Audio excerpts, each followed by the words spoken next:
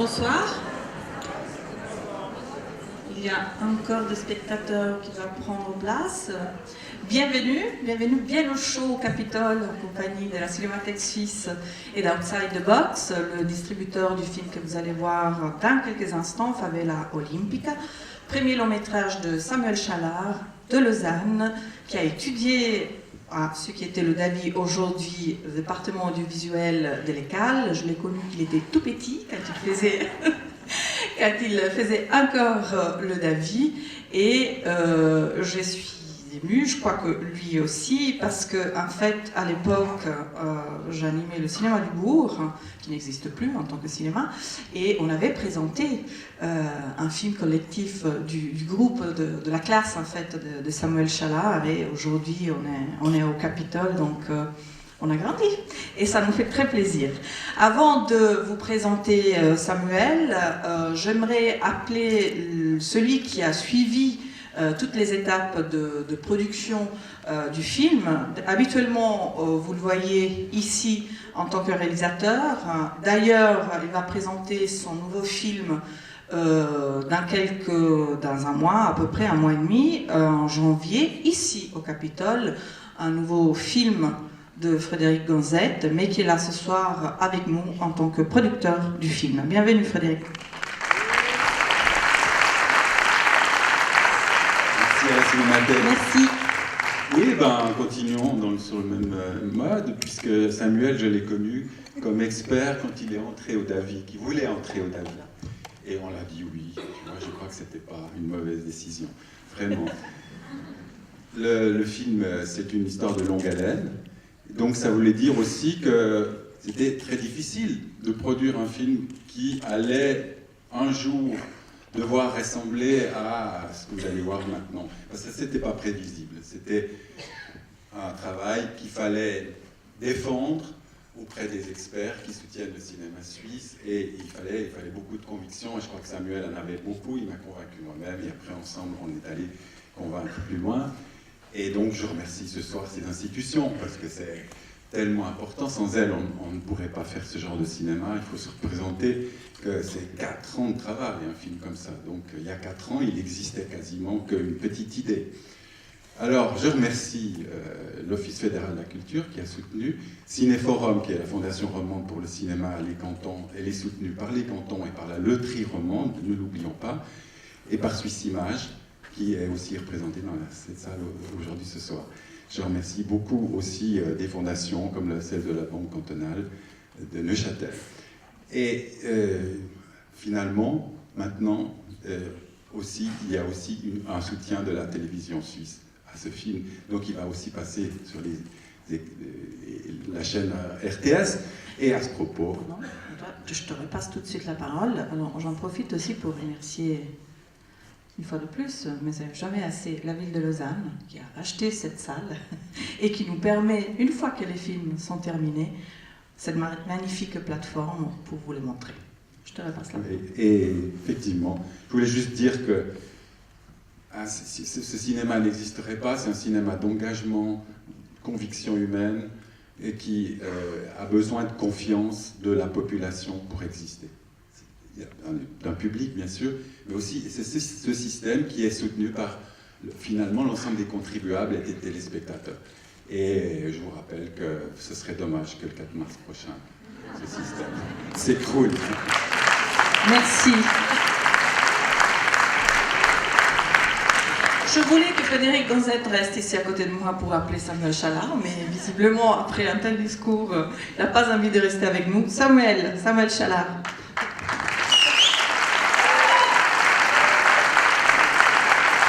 Donc, en fait, la bande en question est là ce soir. Une bonne partie de la bande d'Avis est là. C'est eux qui font tout ce voilà.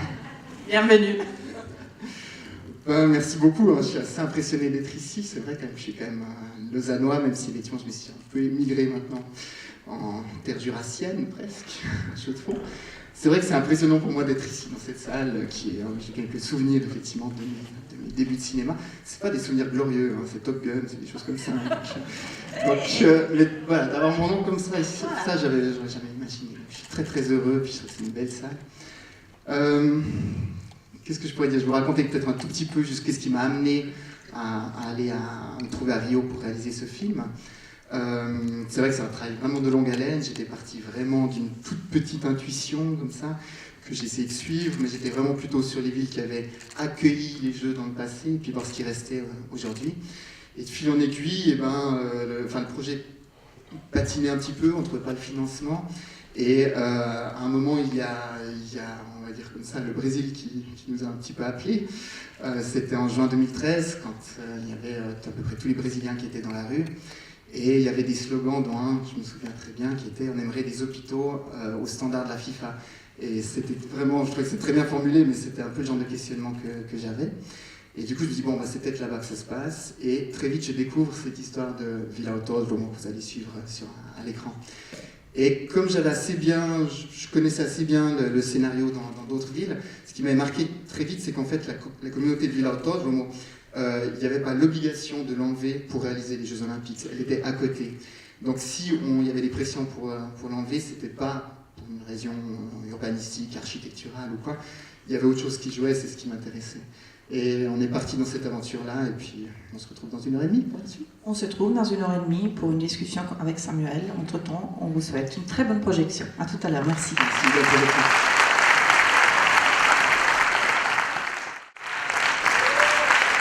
Merci.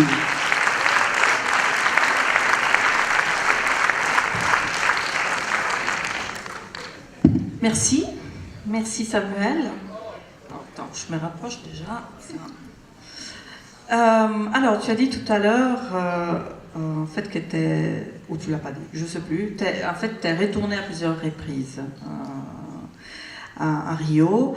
Et ce que j'aimerais savoir, c'est une fois que tu as découvert en fait cette communauté, comment petit à petit tu as réussi à rentrer en fait en confiance avec la communauté? C'est un long processus, c'est pas facile du tout. Quand moi je commence, je parle pas portugais. Heureusement, j'ai Patrick, le caméraman, qui lui parle parfaitement portugais. Et effectivement, on se trouve devant, il n'y a pas que lui, hein, j'ai aussi un assistant, Matteo Tebec qui est là avec moi. Mais voilà, on se trouve devant une communauté de 300 personnes, et je ne sais pas comment on filme 300 personnes.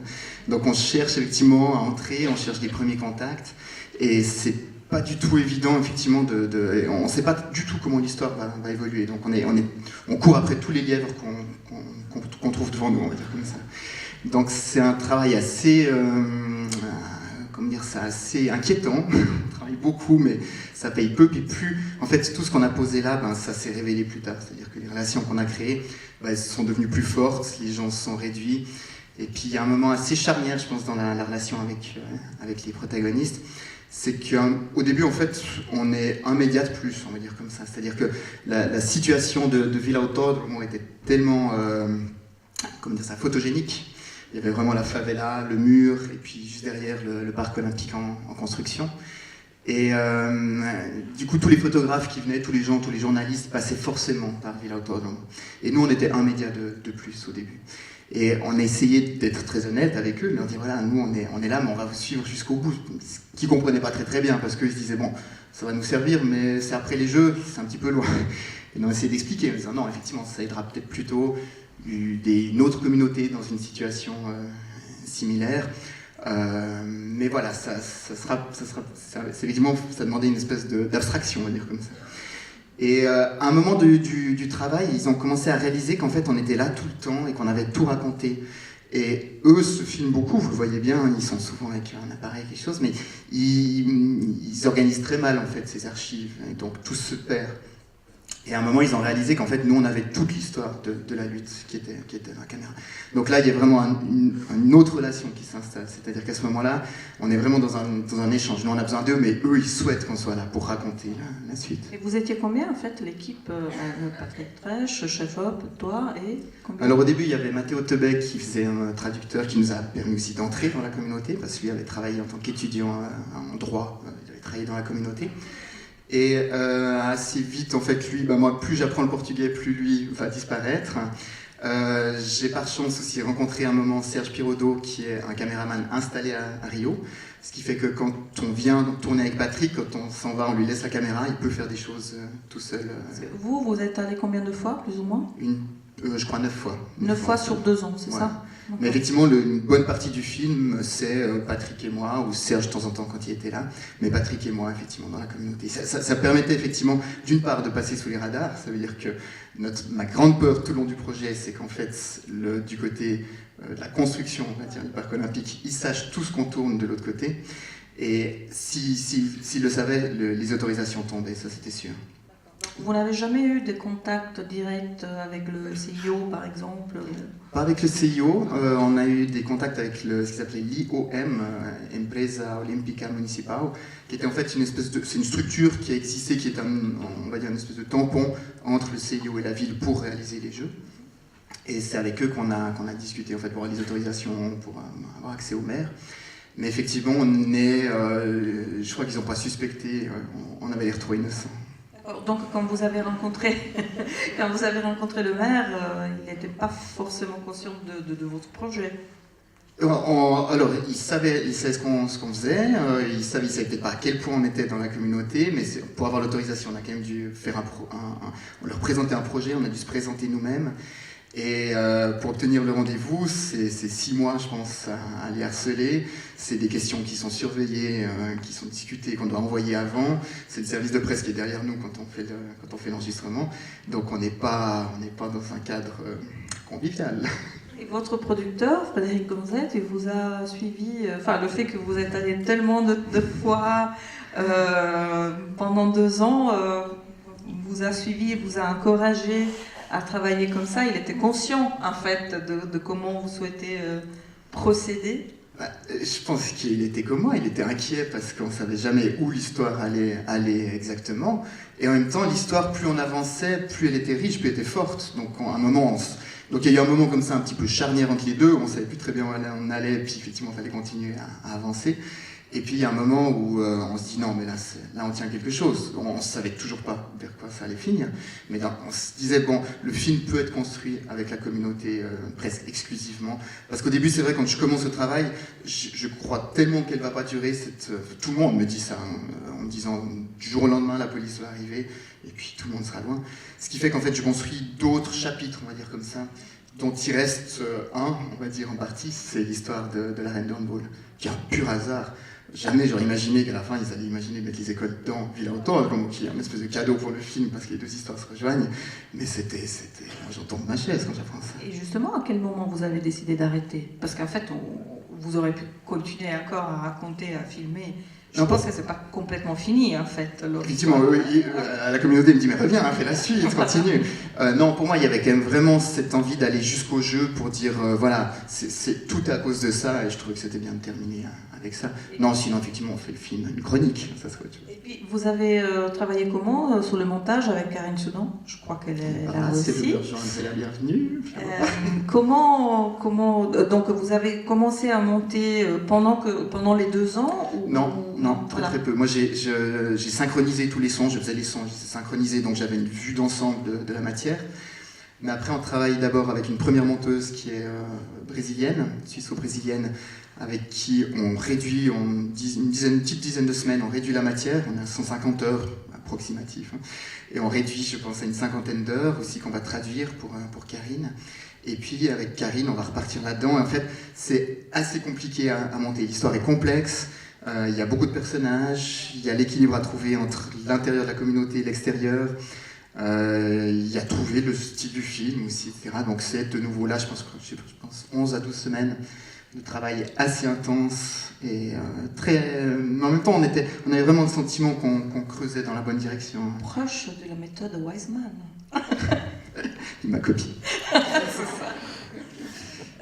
Peut-être un petit mot sur la communauté. Donc là, si j'ai bien compris, il y a une partie qui est allée vivre dans les petites maisonnettes blanches. Et il y a une autre partie qui est allée quand même un peu plus loin. Et puis il y a le résistant, en fait, qui est toujours là. Il est toujours là. C'est même assez... c'est incroyable parce que finalement, c'est lui qui a le plus de chances de pouvoir rester aujourd'hui. C'est-à-dire que les gens qui ont accepté les petites maisons, ce qu'ils appellent les casines, ces petites maisons blanches qu'on voit, en fait, ils n'ont pas les papiers officiels qui disent que c'est... Ils sont dans une situation qui est pire qu'avant que le film, qu'au moment où on commence le film. Et pour les gens qui sont partis, ben, beaucoup sont un petit peu amers, parce que si j'avais su qu'on aurait pu rester, je serais resté.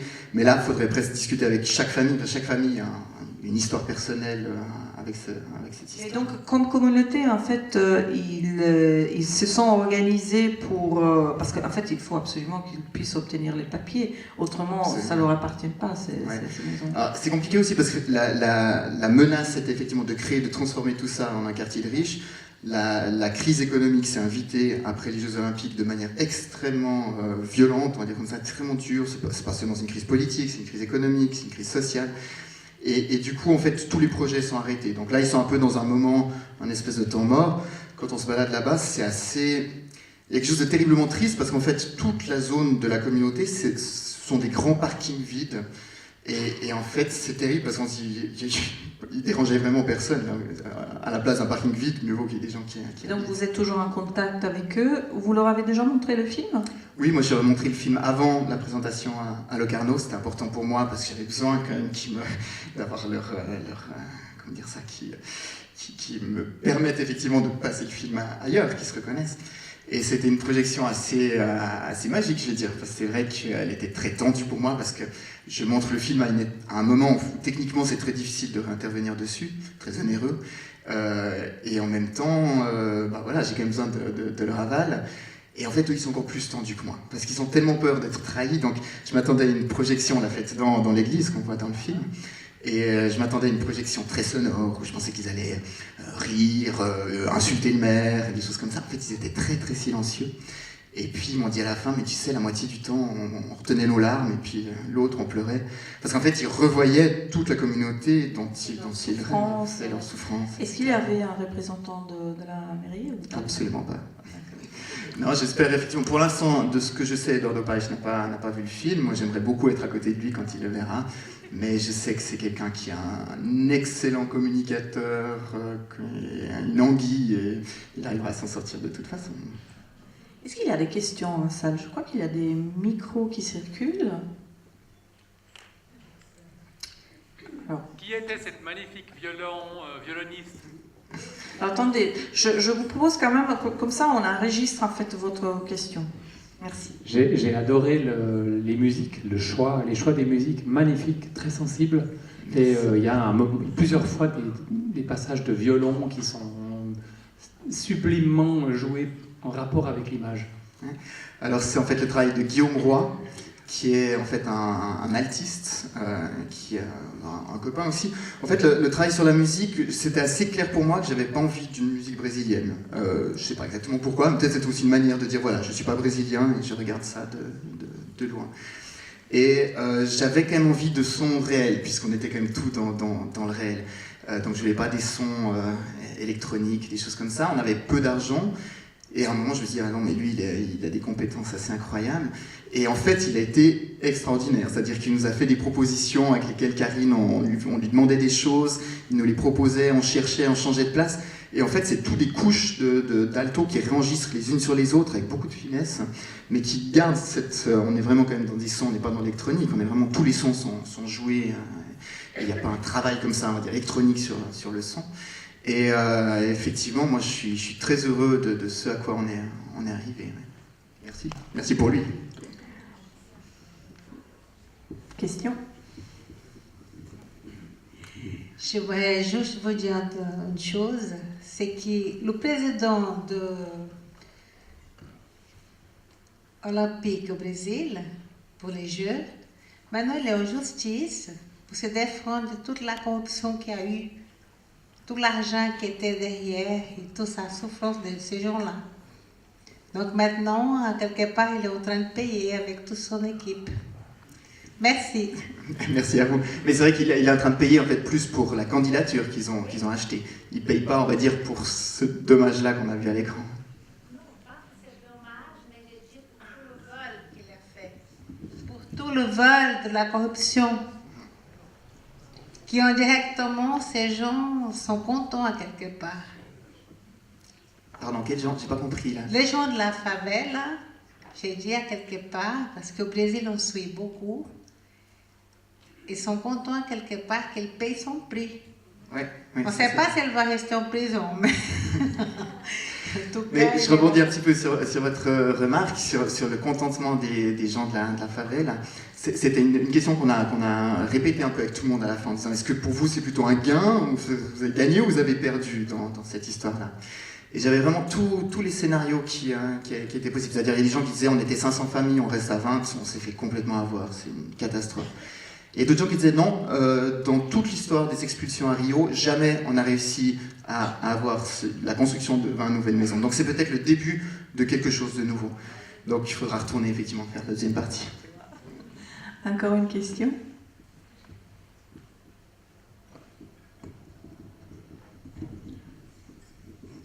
Je voulais vous remercier d'abord pour l'absence de voix off qui nous explique. C'était parfait de les avoir directement vers nous et pour nous. Mais j'ai une question sur, est-ce que vous avez une chance de distribuer ça au Brésil une fois? Alors, déjà, merci beaucoup pour effectivement cette proximité. Puis là, j'aimerais quand même juste rendre justice à Patrick Treich, parce que c'est lui qui est le caméraman, et en documentaire, je veux dire, c'est lui qui est devant, c'est lui qui donne cette distance avec la personne. Et vous avez vu dans le type de cinéma qu'on fait là, c'est du direct, il doit prendre des décisions à l'instinct, et il les prend toujours juste. C'est ça qui fait qu'effectivement, à la fin, on a un matériel formidable pour le montage. Bravo.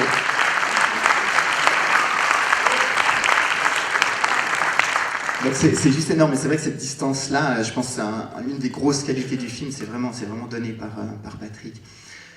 Du coup, là, suite la question.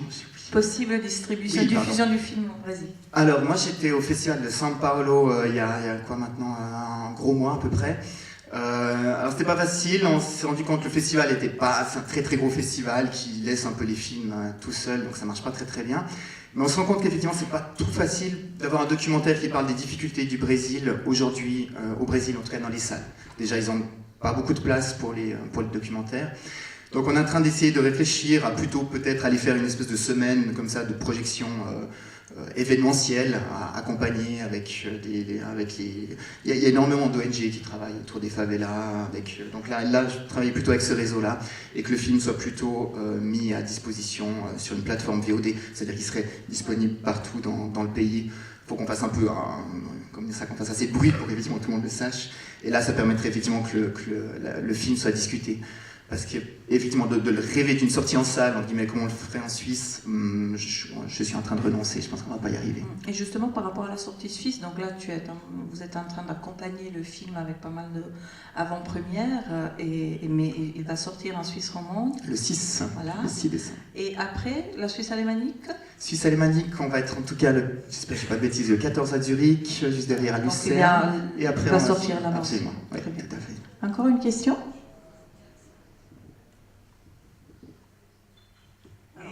Oui. Attendez le micro, madame. Oui, excusez-moi, je ne vous vois pas. Oui. C'est pas... Bon, d'abord, je vais remercier Samuel Chala, parce que je le connais assez bien. Merci beaucoup. Magnifique film que tu nous as donné avec ton équipe, plein d'humanité. Puis c'est la deuxième fois que je le vois, et puis je reste encore ému à la fin. Moi, j'aimerais savoir, puisqu'on est à la capitale olympique, on habite à Lausanne, c'est là où il y a le siège CIO. Puis à la fin du film, on a ces paroles de ce monsieur qui dit voilà, il faut que ça s'arrête parce que d'ici quelques années, ils vont aller au Japon, et puis au Japon, il y a aussi des promoteurs, et puis il y a aussi... Et puis voilà. Qu'est-ce qui se passe avec le CIO? Est-ce qu'ils s'étaient invités ce soir? Oui. Oui, on a essayé de faire venir Christophe Duby, qui était en fait le directeur exécutif des Jeux de Rio, ça veut dire la personne la plus haut placée à CIO, qui était vraiment du CIO, pardon, qui était sur le terrain. Il n'a pas encore vu le film, il était disponible, c'était une question de date qui ne jouait pas, mais on va faire au mois de janvier, voilà, si vous êtes intéressé, regardez sur la page Facebook, on va organiser une discussion avec les gens du CIO. Et d'ailleurs, je signale que ce soir, il y a des membres de l'équipe du musée olympique, donc ils connaissent en fait le projet, donc je pense qu'ils sont vraiment à l'écoute par rapport, grâce aussi au film Samuel. Alors, avant d'aller boire peut-être une bière tous ensemble et discuter encore, j'aimerais quand même inviter sur scène une partie de l'équipe de ton film. Comme ça, on a une vue d'ensemble pour les remercier. Patrick Trèche, Frédéric Gonzette, Karine Soudon, Stéphane Mercier. voilà. Venez. Frédéric Gonzette à la production. Mariana qui est là aussi, qui nous a rejoint, qui a fait des traductions et tout. Patrick à la caméra. Stéphane qui a fait le mixage du son, tout ce travail-là, le montage, mixage son. Karine, elle est là. Le montage. Il manque Serge Pirodo qui est à Rio, il manque Alexani qui était la stagiaire, Christina, la première monteuse, Mathéo Teber.